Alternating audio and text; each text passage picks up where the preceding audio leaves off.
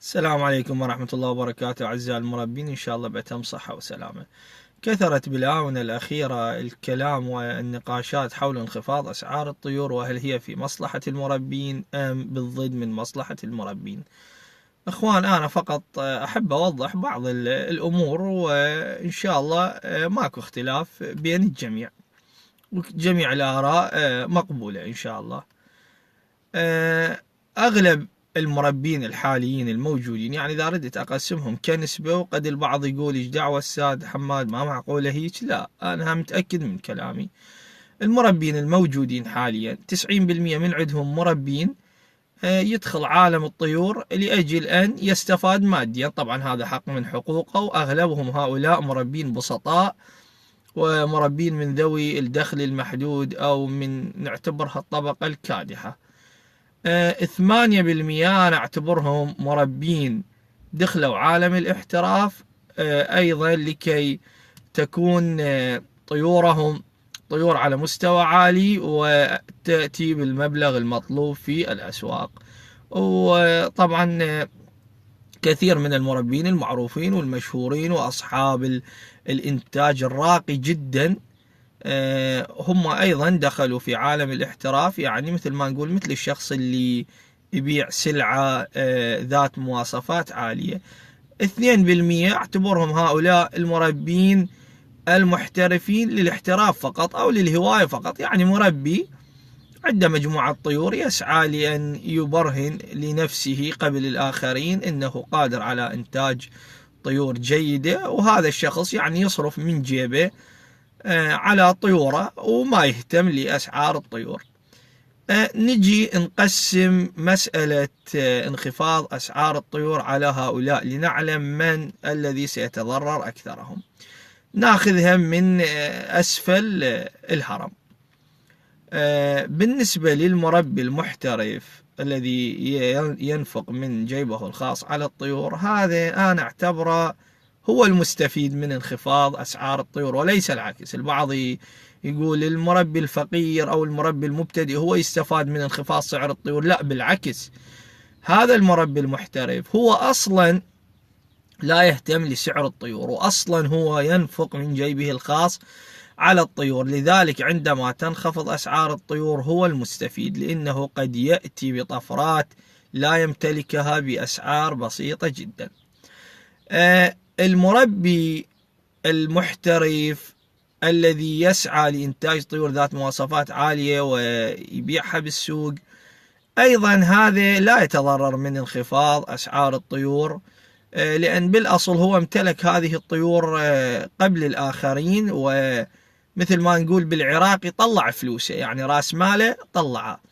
نجي إلى الطبقة الأكبر، هو المربي البسيط الذي يرغب بالاستفادة من طيوره. هؤلاء الذين لن يستفادوا من مسألة انخفاض الطيور.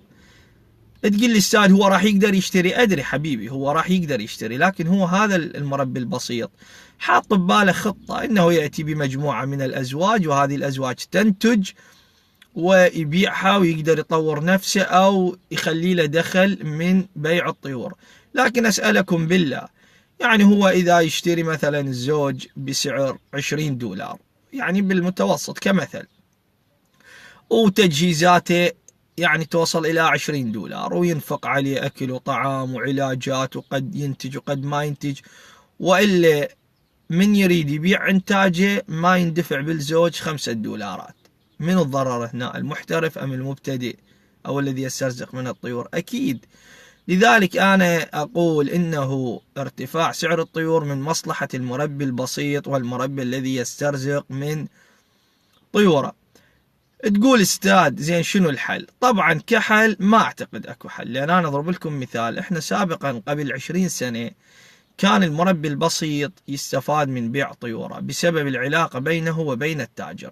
يعني كمثال واقعي أنا عايشته في سنة 98، في هذه حدود هذه السنة كانت الطيور النورمال الخضراء أو الأوبلاين الخضراء تباع بالسوق بسعر عند التاجر يعني ب$750 عراقي في ذلك الوقت، لكن المربي يبيعها للتاجر ب$400. لاحظوا مدى الفائدة اللي يتحصلها. الطيور الإينو في ذلك الوقت كانت تباع بسعر 1250 دينار، لكن التاجر يشتريها من المربي بسعر 750 دينار.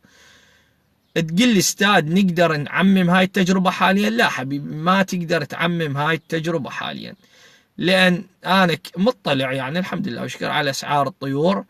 يعني توقع أنه التاجر يشتري الطير بسعر أقل من 10% من سعره بالسوق، لذلك ما راح يقدر المربي الذي يسعى من الربح من طيوره أن يستفاد أو تعمم هذه التجربة.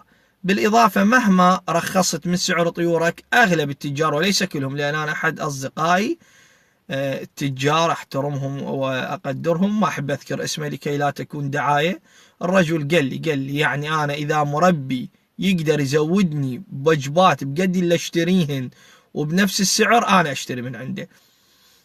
لذلك أنا أنصح المربي المبتدئ بعدة أمور إذا كان يحاول يسترزق من طيوره. أول شيء لا يندفع اندفاع كبير ويشتري طيور بآلاف الدولارات، وبالتالي من يريد يبيع راح يلاحظ انه ما يجيب 10% من تعبه. اهتموا بالطفرات العادية، يعني انت من تهتم بالطفرة العادية، يعني هو انت مشتري ب10,000 دينار، من تبيعه بالسوق ب5,000 ما خسران انت، على عكس طير تشتريه ب500 دولار وبالتالي بالسوق سعره 50 دولار او 60 دولار. بالاخير نصيحة هي ان شاء الله تعتبر ربح لكل المربين، لا تنظر للطير من البداية على أنه ربح وخسارة، لا ما ممكن. طير تشتري يجوز يموت، إذا اعتبرتها خسارة هنا راح تترك الهواية. طير قد تربح من عنده، إذا تعتبره بس ربح راح تهتم بس بهذا الطير وتهمل الأمور. لذلك احنا خلينا نتعامل وياها بالبداية على أنه هي هواية فقط، وهنا أنا ما راح تهتم مثل السوق إن كان ارتفع أو نزل أو أغرق بالسوق بالطيور المستوردة أم لا. ومن الله التوفيق. أخوكم حماد الإمارة.